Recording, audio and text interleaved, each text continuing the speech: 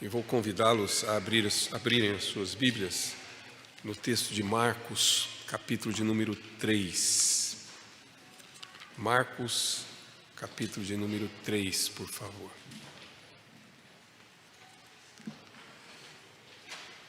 Verso 20, dessa narrativa que o evangelista faz da pessoa de Jesus.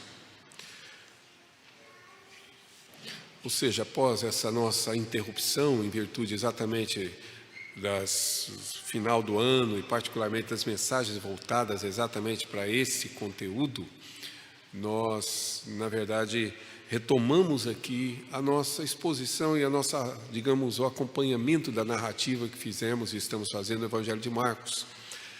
E os irmãos, provavelmente alguns não tomaram conhecimento, mas alguns obviamente se lembram ainda, que um dos temas fundamentais dentro do Evangelho de Marcos é a resposta que Marcos está trazendo de quem é de fato Jesus, de quem Ele é. A pergunta dos discípulos diante de Jesus acalmando as tempestades, que ocorrerá no capítulo 4, é, na verdade, uma pergunta que vem sendo respondida ao longo do Evangelho. Quem é este? Afinal de contas, quem Ele é? Quem é o Cristo em que cremos? E, dito isto, eu gostaria que os irmãos lessem o texto já percebendo que, mais uma vez, Marcos volta exatamente a essa questão, a essa perspectiva, para tratar exatamente de quem Ele é, e não somente de quem Ele é, mas daquilo que também as pessoas que com Ele conviviam pensavam sobre Ele. Então, por favor, diz assim o verso 20 do capítulo 3 do Evangelho de Marcos. Então ele foi para casa. Não obstante, a multidão afluiu de novo, de tal modo que nem podiam comer. E quando os parentes de Jesus ouviram isto, seus familiares, saíram para o prender, porque diziam, está fora de si. Os escribas que haviam descido de Jerusalém diziam, ele está possesso de Beelzebu, e é pelo maioral dos demônios que expele os demônios. Então, convocando-os, Jesus lhes disse, por meio de parábolas, como pode Satanás expelir a Satanás? Se um reino estiver dividido contra si mesmo, tal reino não pode subsistir. Se uma casa estiver dividida contra si mesma, tal casa não pode subsistir. Se, pois, Satanás se levantou contra si mesmo e está dividido, não pode subsistir, mas perece. Ninguém pode entrar na casa do valente e roubar-lhe os bens sem primeiro amarrá-lo, e só então lhe saqueará a casa. Em verdade vos digo que tudo será perdoado aos filhos dos homens, os pecados, as blasfêmias que proferirem, mas aquele que blasfemar contra o Espírito Santo não tem perdão para sempre, visto que é réu de pecado eterno. Isto porque diziam, está possesso de espírito imundo. Nisto chegaram a sua mãe e seus irmãos, e tendo ficado do lado de fora, mandaram chamá-lo. Muita gente estava sentada ao redor dele e lhe disseram, olha, tua mãe e teus irmãos estão lá fora à tua procura. Então ele lhes respondeu dizendo, quem é minha mãe e meus irmãos? E correndo olhar pelos que estavam assentados ao redor, disse, eis minha mãe e meus irmãos. Portanto, qualquer que fizer a vontade de Deus, esse é meu irmão, irmã e mãe, diz o texto. É óbvio que, na verdade, os irmãos percebem que o texto trata de uma oposição sofrida por Jesus, exatamente nessa ocasião, diante dessas conjunturas. O retorno dele para casa pode indicar, sim, que ele se encontrava, nesta ocasião, exatamente em Cafarnaum, e juntamente com seus discípulos.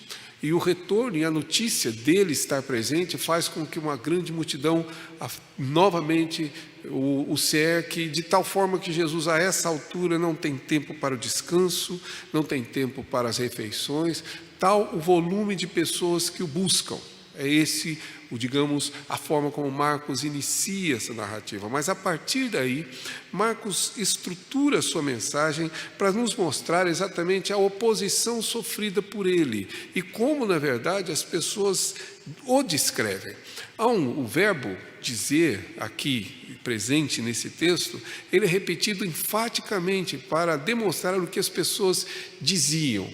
E é mais do que uma opinião sobre Jesus, mas o que as pessoas pensavam sobre ele, criam sobre ele. E é essa perspectiva que você começa a perceber, pelo menos na maneira que ele descreve. Por favor, verso 21 diz que os parentes de Jesus, ouvindo isto, saíram para aprender porque diziam, era o que eles afirmavam sobre Jesus. O verso 22, os escribas que haviam descido de Jerusalém para a Galiléia diziam, ele está possesso. Então era o que eles diziam.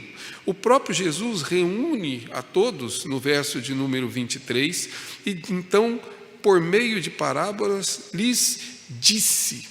Mais uma vez o verbo dizer, sem contar exatamente a sua proclamação bastante solene, quando ele diz, em verdade vos digo, e novamente é aquilo que ele diz. E quando, na verdade, Jesus é informado de que a sua mãe e seus irmãos estão do lado de fora, essas pessoas que trouxeram informação, diz o texto, disseram. E diante do que elas disseram, Jesus novamente disse. Então percebam que é exatamente uma afirmação sobre Jesus, mas é mais do que uma opinião, é mais do que uma concepção, é mais do que aquela ideia que traz-se dentro, digamos, da nossa condição, do nosso pensamento individual. É exatamente uma declaração formal do que eu creio acerca dele, acerca de Jesus.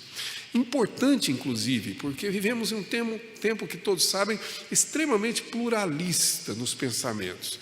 E uma das grandes defesas dos nossos dias é que todo mundo tem o direito de pensar o que quiser, direito à sua própria opinião, traduzido na máxima, na verdade, do direito, obviamente, que eu tenho de ter uma opinião, de informar. A liberdade de expressão é que eles dizem, todos têm essa liberdade. Sobre essa tese, embora ela não exista, só exista como tese, né, na prática não, mas sobre essa tese o mundo se tornou assim um mundo plural de opiniões. Todo mundo tem sua opinião.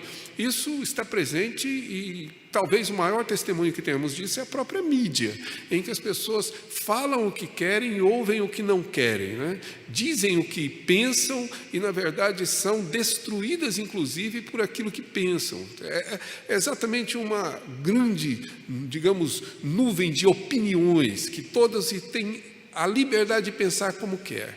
Mas isso extrapola o campo social, extrapola, obviamente, a mídia, e isso se introduz, obviamente, na visão, principalmente, diríamos nós, teológica, doutrinária e, portanto, religiosa. Qual de nós já não ouviu, quando se discute alguma questão da Escritura, que isso é uma questão de interpretação? Você já ouviu isso?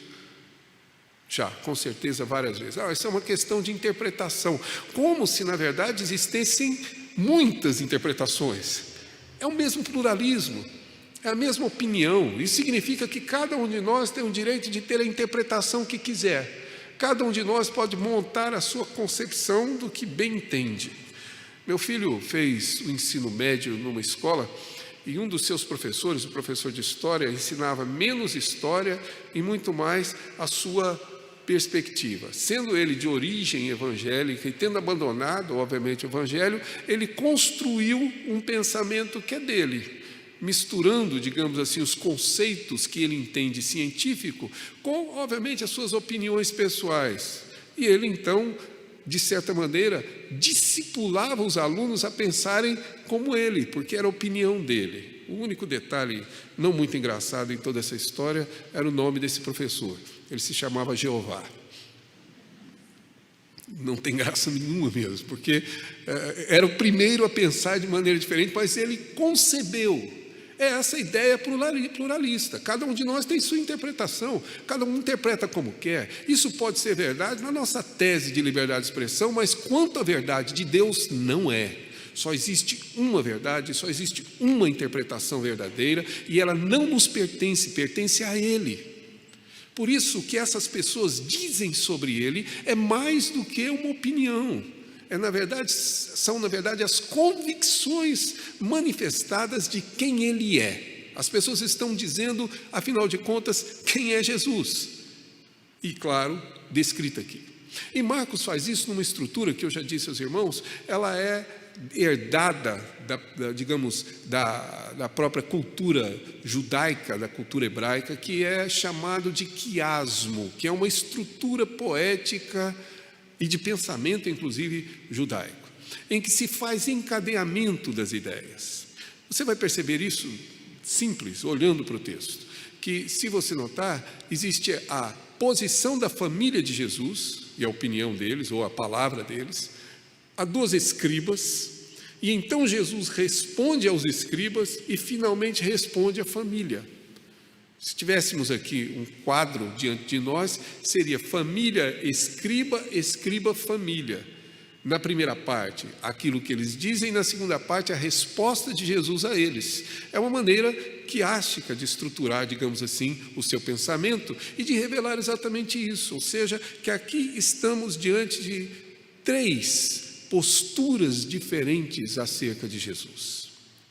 3 grupos que se manifestam e que se posicionam, que creem de maneira diferente, porque creem de maneira diferente, afirmam coisas diferentes.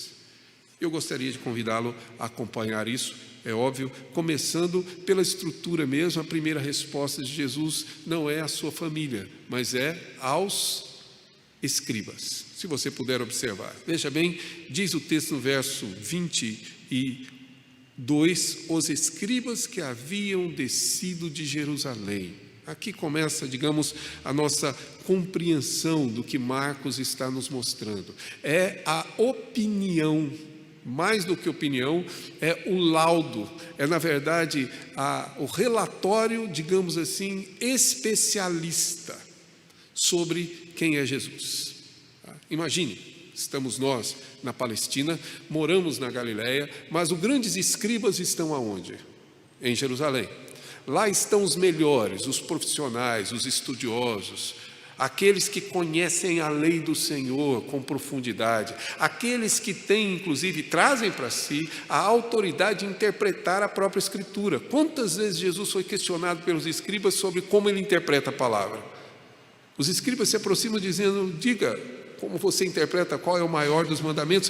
Posição dos escribas, papel dos escribas, questionando o próprio Jesus. Então, os escribas são sim, aqueles doutores da lei, os entendidos, os especialistas. Portanto, estamos diante de um grupo que desceu de Jerusalém, desceu porque Jerusalém fica no alto, né? Desceu de Jerusalém para Galileia, e ao descer para Galileia, ali para a região norte, obviamente da Palestina, eles foram oficialmente ver e analisar e avaliar quem é esse homem que está provocando, digamos assim, essa movimentação social, essa multidão que o procura. Quem é ele? É uma fraude? É um profeta? Afinal de contas, quem ele é? E eles descem para avaliá-lo, descem para analisá-lo, descem para investigar. É uma CPI judaica aqui, digamos aqui, em que eles vão fazer o levantamento para saber, afinal de contas, quem ele é. E quando eles se expressam a sua palavra, eles estão dando uma palavra oficial, uma palavra de quem entende da lei. É exatamente a leitura dos estudiosos, dos teólogos, dos especialistas, daqueles que têm a autoridade de assinar embaixo um relatório dessa natureza. Por isso não pode ser vista apenas como uma opinião genérica de pessoas que estavam andando ali na Galileia. Eles saem de Jerusalém, descem para a Galileia, avaliam as circunstâncias, analisam, conversam com as pessoas, provavelmente investigam e falam com aqueles que foram curados dos seus males para tentar identificar, afinal de contas, o que está acontecendo. Esse é o ponto e essa é a conclusão que eles chegam.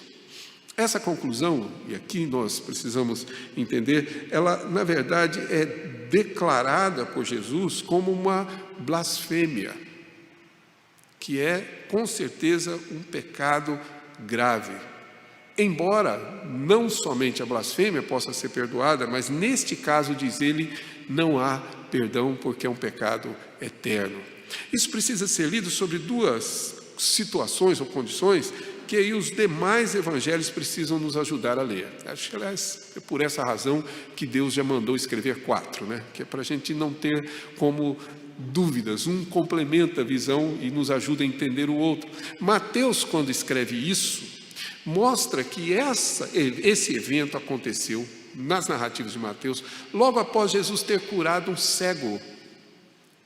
E Jesus cura o cego, e logo depois eles dizem, olha, ele expulsa demônios e faz todas essas operações, esse poder, pelo poder de Belzebu, pelo poder do maligno, maioral dos demônios, pelo poder do próprio diabo.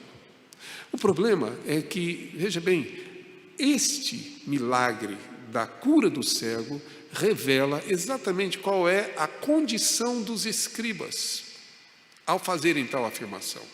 Ao afirmarem isso, eles não estão enganados, eles não estão fazendo uma afirmação inconsciente, eles não estão sendo, digamos assim, ignorantes quanto ao fato de quem Jesus é. Eles sabem, esse é o ponto, eles sabem. É simples. Isaías, por exemplo, promete dizendo que quando o Messias viesse, ele na verdade tiraria a cegueira daqueles que estavam em trevas, eles veriam. E essa promessa, veja bem, é um sinal de que do Messias, quando o Messias viesse. E foi exatamente o que Jesus fez.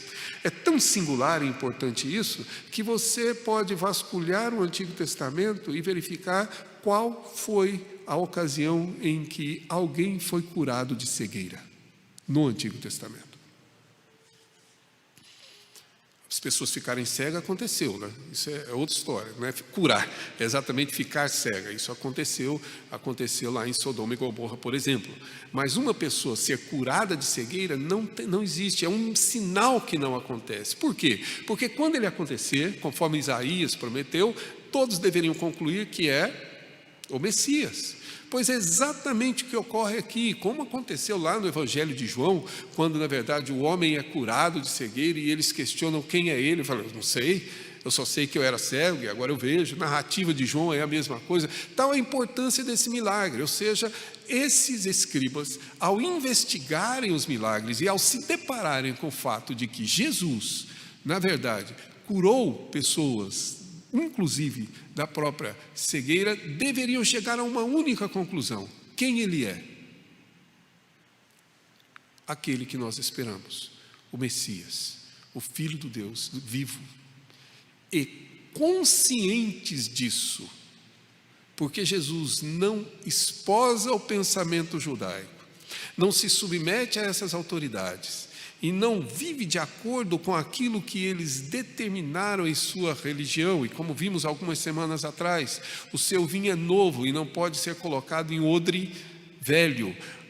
O pano é novo e não pode remendar uma calça ou uma roupa velha, porque vai romper. O evangelho é novo e não cabe na religiosidade antiga. Como Jesus não se enquadrou a isso, eles conscientemente disseram: é pelo poder de Belzebu, embora eles tivessem plena certeza de que o poder que operava era o poder do Espírito Santo. Essa é a gravidade desse pecado. Eles conscientemente disseram. Não havia dúvida, não era fruto de ignorância, não eram pessoas que não chegaram, não tinham elementos para concluir, não eram, na verdade, pessoas que depois de analisarem, na dúvida, vamos dizer, que não eram pessoas conscientes, eles sabiam que era exatamente aquele que havia de vir. E embora esse que havia de vir não se enquadre nos seus planos, nos seus, digamos, nas suas perspectivas pessoais, é mais fácil dizer que ele opera pelo poder de Belzebu. E exatamente esta a expressão, aspas, da sua fé. Quem é Jesus para os escribas? Alguém que opera o poder pelo Belzebu, embora ciente de que não. É tão óbvio isso que a resposta de Jesus é evidente. Jesus aponta dois grandes equívocos no raciocínio deles. Primeiro, ele é totalmente lógico, para não dizer ridículo. Veja a resposta de Jesus. Diz Jesus, no verso de número 23, então convocando Jesus, lhes disse por meio de parábolas: como pode Satanás expelir Satanás? Como é que um reino pode expelir o seu mesmo reino? Ele está dividido. Como é que uma casa expele a sua própria casa? Ela está dividida, é ridículo. Satanás não expele Satanás. Como é que Satanás opera contra ele mesmo? Como é que Satanás vai expelir ele de onde ele está? Não existe essa ideia, ela é simplesmente ridícula, para não dizer um pouco mais. Ou seja, é ilógico. E é isso que Jesus diz. Vocês pararam para pensar no que vocês estão dizendo? Vocês estão dizendo que eu expulso os demônios pelo poder dos demônios. Estão querendo dizer que eu expulso. E se é assim, Satanás tem o seu reino dividido e ele vai deixar de existir. Ele vai, como dizia aquelas mensagens, ou pelo menos aquelas filmes de ficções, se autodestruir em algum tempo. Ou seja, ele vai simplesmente se eliminar. Então, é ilógico esse pensamento. É o que Jesus diz. A primeira resposta dele é ilógica. A segunda, e é exatamente o que lemos na sequência, na sua parábola, tá certo? Quando ele diz no verso 27, ninguém pode entrar na casa do valente para roubar-lhe os bens sem primeiro amarrá-lo, é um texto essencial para nós. E eu explico por quê. Vivemos um período, que agora menos um pouco, mas até um bom tempo atrás, quando se tinha esses conflitos, essas questões com expulsões de demônio, vocês devem se lembrar que algumas pessoas praticavam o ato de amarrar o demônio. Lembram-se disso? Não, eu me lembro, muito. Eu lembro inclusive de uma grande pregadora que foi fazer uma palestra no encontro e a palestra dela ficou marcada para as 14 horas, logo depois do almoço.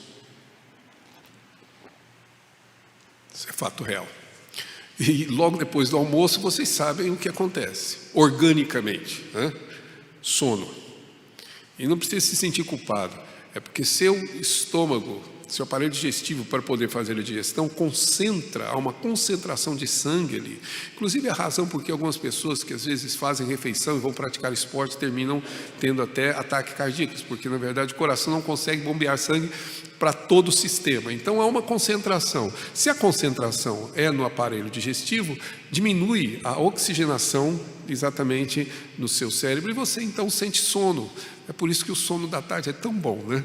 Mas você sente sono, é simplesmente orgânico. Mas a pessoa que foi fazer a palestra entendia que não, que as pessoas dormiam na palestra às 14 horas, depois de uma refeição farta em um hotel onde havia o encontro, num centro de convenções, porque provavelmente estava solto o espírito do sono. E aí tinha que amarrar o espírito do sono. E ela começou a palestra amarrando o espírito do sono e fez a palestra. 20 minutos depois, metade do auditório fazia o quê? Ela parou para dizer que temos que amarrar porque ele se soltou. Essa ideia de que existe em nós uma tarefa que não é nossa. O texto é claro. O valente é Satanás. O roubar o valente, invadir a casa e saquear essa casa é a obra que Jesus está realizando. Jesus se introduziu no reino do império das trevas e está saqueando aquilo que é dele. E para fazer isso ele precisa, Jesus, amarrar o valente. É obra dele, que ele já fez. É exatamente o que Jesus está dizendo. Se esse espírito foi expulso, é porque eu já entrei na casa do valente, já o manietei e agora eu posso saquear. Posso trazer para mim o que é meu e que foi usurpado pelo reino satânico. Percebem? Não existem interpretações. Existe uma interpretação. Não existe opiniões, existe uma verdade, e a verdade procede dele, é isso que Marcos diz. Portanto, toda essa conclusão dos fariseus não é apenas uma ignorância, é um mal intencional, para conduzir as pessoas a uma conclusão acerca de Jesus que não é verdadeira, e isso é chamado de blasfêmia, contra o Espírito Santo. Lembre-se, a Escritura não diz que esse pecado cessou. Quando pessoas hoje se levantam para conscientemente conduzir as pessoas para longe da verdade de Deus, atribuindo uma malignidade ao poder do Espírito Santo que operava em Cristo. E não tenho dúvida, ainda é possível cometer o pecado sem perdão, o pecado eterno, o pecado cuja punição não encontrará redenção em Cristo. Não porque ele não possa, mas porque ele não quer fazer.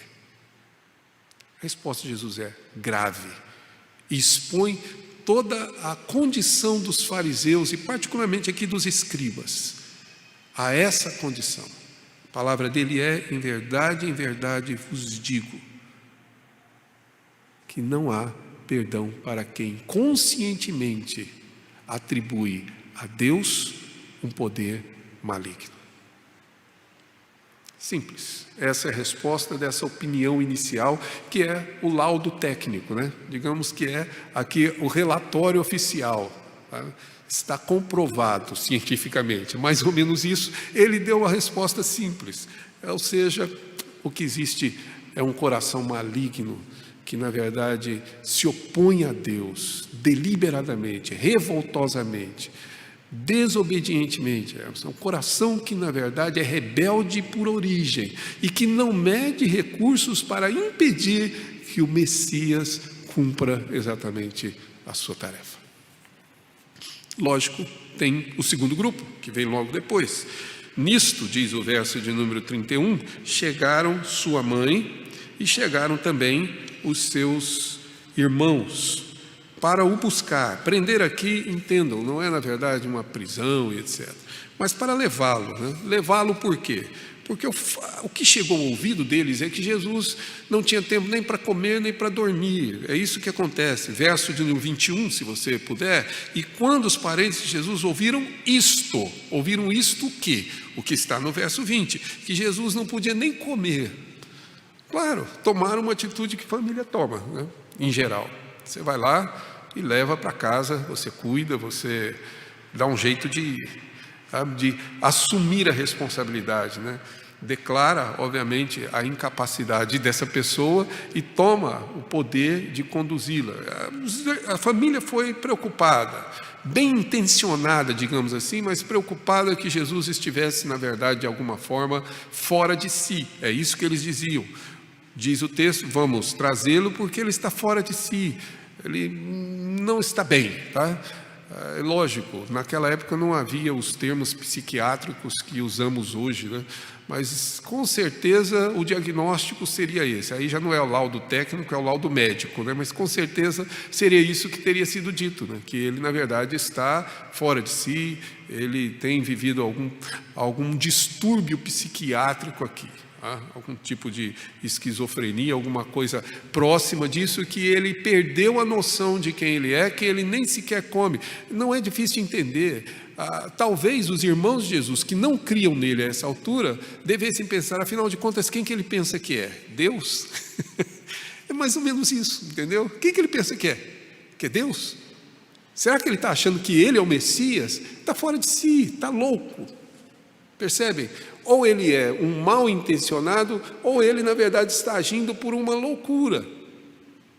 E então, o que fazer? Nós temos que protegê-lo, temos que trazê-lo, temos que, na verdade, como diz o texto aqui, prendê-lo. Essa é, digamos, a proposta que fazem. E Jesus está aqui, como eu disse, nessa estrutura, veja bem, o anúncio e a opinião deles é a primeira, mas aqui ao final vem a resposta de Jesus a essa reação. Quando eles chegam, muitos que estavam só por volta dizem: estai fora sua irmã e seus irmãos. E é aqui, na verdade, nós precisamos ter atenção à resposta específica que Jesus traz e que é importante para todos nós. Jesus diz então: quem é meus irmãos? Quem são meus irmãos? E quem na verdade é a minha mãe? E a resposta dele, olhando à volta: eis meus irmãos, eis a minha mãe.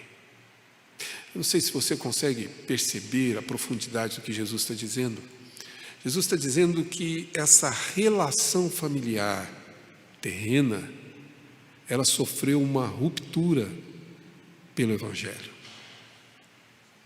Eu não quero aqui dizer a vocês, nem ensinar a vocês a abandonarem e a, digamos, destratarem ou a ignorarem ou a negligenciarem seus familiares, por exemplo, os que não creem em Deus.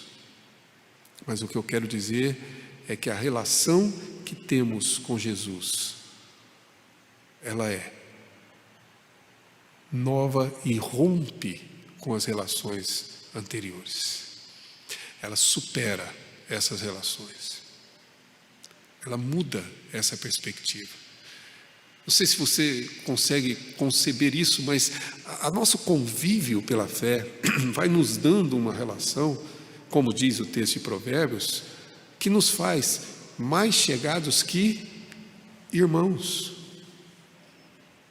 Somos igreja e somos família nesse sentido, porque é uma nova relação constituída. Queira Deus, e é tudo que eu oro a Deus sempre, que todos os meus familiares creiam. Primos, parentes, filhos, netos, que nunca deixem de crer. Mas não há dúvida que a relação que se mantém com Cristo é diferente. É isso que Jesus diz. Claro, ele era irmão e era, digamos assim, filho de Maria. Claro que como filho primogênito, ele tinha também suas responsabilidades, mas tudo isso foi rompido exatamente pelo Evangelho. É isso que ele quer dizer. Quem são? Eis aqui aqueles que são. E eis por uma única, digamos aqui, posição, ou se eu puder dizer resposta, ou se eu puder dizer opinião, se é que podemos pensar assim, ou a maneira como nós devemos crer. E aqui está exatamente esse terceiro grupo que eu mencionei.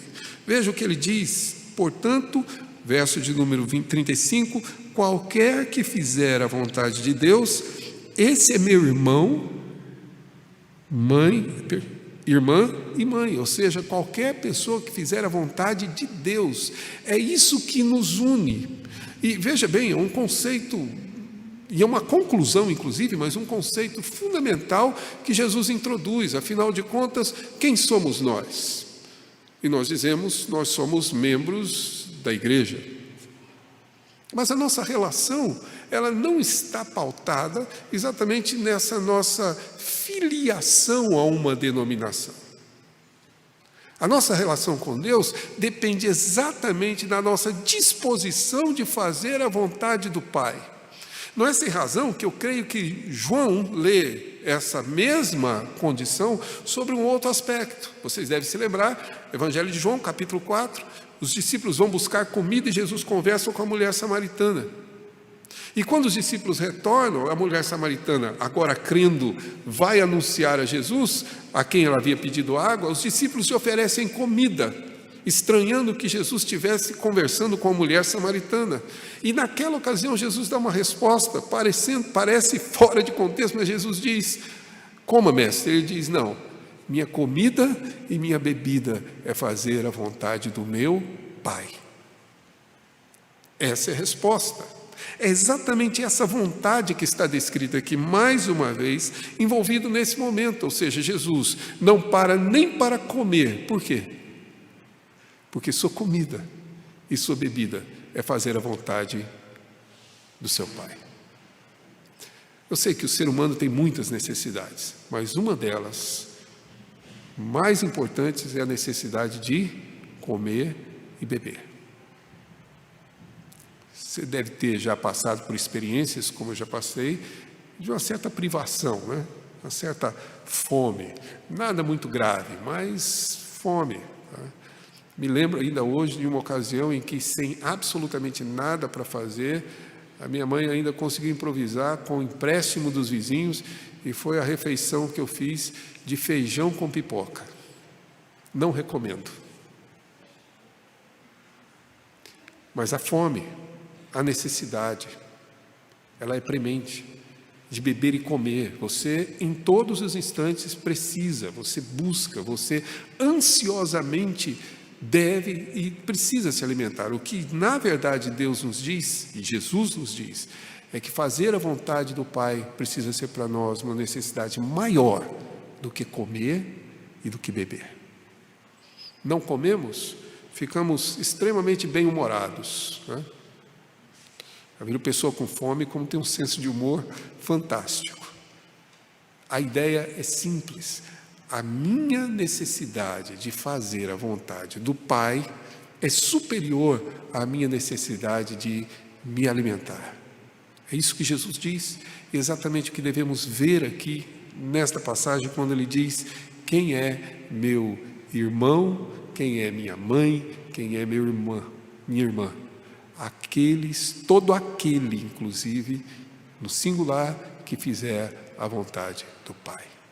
É isso que nos une a Deus, é isso que nos relaciona a Deus, é isso que nos faz, sim, fazer parte da sua família.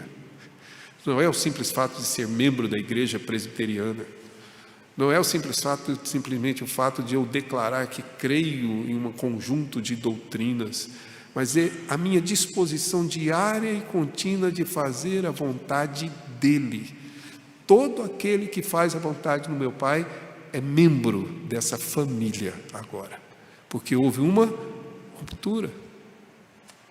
Eu, na minha adolescência, na minha recente conversão, evangelizamos, eu e alguns amigos, evangelizamos uma amiga que era da escola, colega de escola e etc. Aliás, algumas delas. E uma delas começou a frequentar a escola dominical da nossa congregação na época. E eu me lembro bem que ela veio nos procurar dizendo que não iria mais. Nós perguntamos por quê? Porque a minha família não quer. Ela, por volta dos seus 15, 16 anos de idade, me proibiram, e a minha avó já marcou a catequese e agora eu não posso mais. Quer dizer, não foi uma decisão básica. Para a família dela, ela estava mudando de religião. Para nós, ela estava, na verdade, mudando de família. Era isso que deveria acontecer.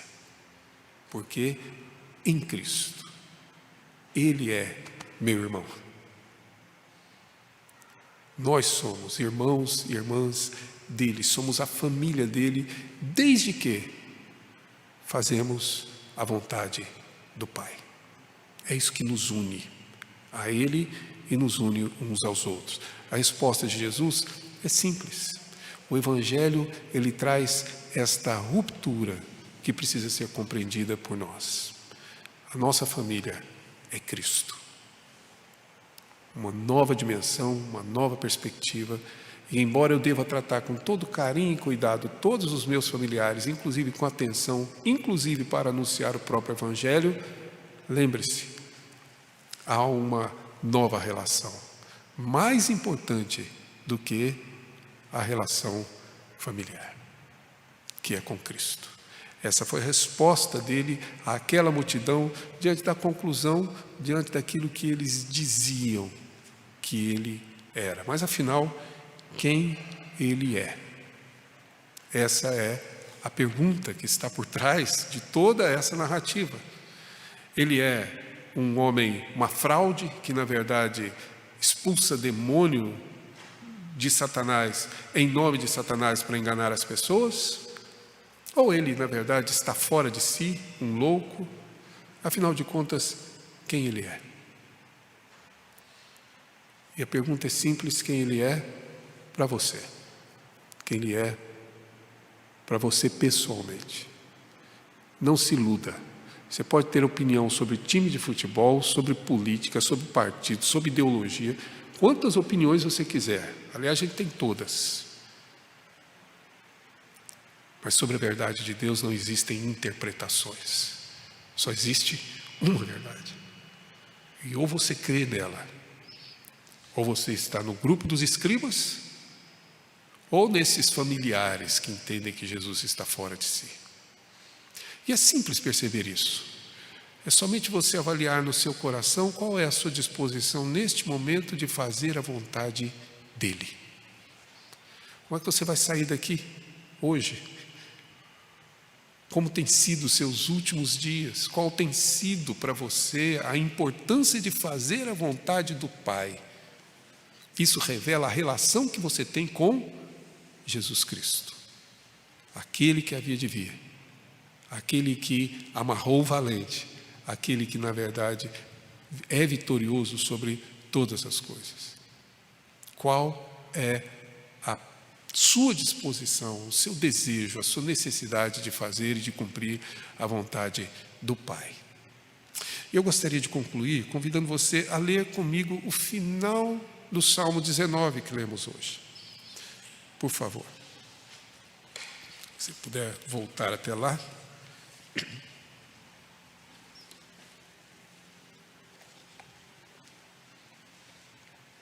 Final do Salmo 19. Verso 12. Davi diz assim: quem há que possa discernir as próprias faltas? E então ele diz: absolve-me das que me são ocultas, porque nenhum de nós é capaz de discernir as próprias faltas. Acrescenta: também da soberba, da arrogância, guarda o teu servo, que ela não me domine, e então serei irrepreensível, ficarei livre de grande transgressão. Verso 14, que é o que eu gostaria de concluir com os irmãos, principalmente: que as palavras dos meus lábios e o meditar do meu coração sejam agradáveis à tua presença, Senhor, rocha minha e redentor meu. É isso que eu creio de Jesus Cristo. Ele é minha rocha, meu redentor, meu Senhor. E tudo o que eu desejo é que as palavras da minha boca, a minha opinião, a minha liberdade de expressão, se é que assim querem chamar, aquilo que eu digo sobre Ele e o meditar do meu coração, como temos visto, as minhas próprias convicções íntimas sobre Ele sejam agradáveis a Ele, a quem eu desejo fazer a vontade. E dessa forma serei eu família de Jesus, enfrentando todas as oposições que Ele também enfrentou, mas certo de que com Ele serei sempre mais que vencedor. Essa é a perspectiva clara do convite feito pelo salmista, fazendo a confissão do seu pecado. E eu gostaria de convidá-lo a fazer o mesmo. Reflita sobre a sua vida pessoal. Reflita sobre a maneira como você tem vivido. Reflita pela maneira como você tem, na verdade, conduzido a sua vida. Reflita sobre o fato se o que vem em primeiro lugar é a sua vontade ou a vontade do Pai, os seus desejos ou os desejos do Pai, aquilo que Deus quer ou aquilo que eu quero. O que está em primeiro lugar, o que é prioridade para você. Comece a pensar em sua própria vida, e ninguém pode fazer essa análise a não ser você. Ninguém pode adentrar o seu coração, a meditação do teu coração, senão somente você. Faça isso, pense intimamente, e então, meu irmão, confesse ao Senhor e diga ao Senhor: o pedido é que as palavras dos meus lábios e todas as minhas convicções, todos os meus pensamentos e todas as minhas decisões lhe sejam agradáveis. Ao longo de uma semana que nos aguarda, com desafios incontáveis, sobre-humanos, muito maior do que nós. Mas o convite para que você ore e deseje, peça a Deus que tanto as suas palavras como o seu coração sejam agradáveis a Deus. Que eu e você tenhamos a graça de fazer a vontade do Pai. Ao longo de uma semana que nos separará no tempo e no espaço, mas que não nos separará de Cristo e do seu Espírito que opera em nome dEle. Quero convidá-lo a orar, fazer isso pessoalmente, silenciosamente. É uma oração silenciosa em que você e somente você deve conversar com Deus. E após alguns instantes assim de oração silenciosa, a nossa equipe vai nos conduzir em mais um cântico e nós interromperemos esse momento de oração com esse cântico. Mas quero convidá-lo, todos nós, a orarmos e a nos colocarmos assim na presença de Deus. Oremos.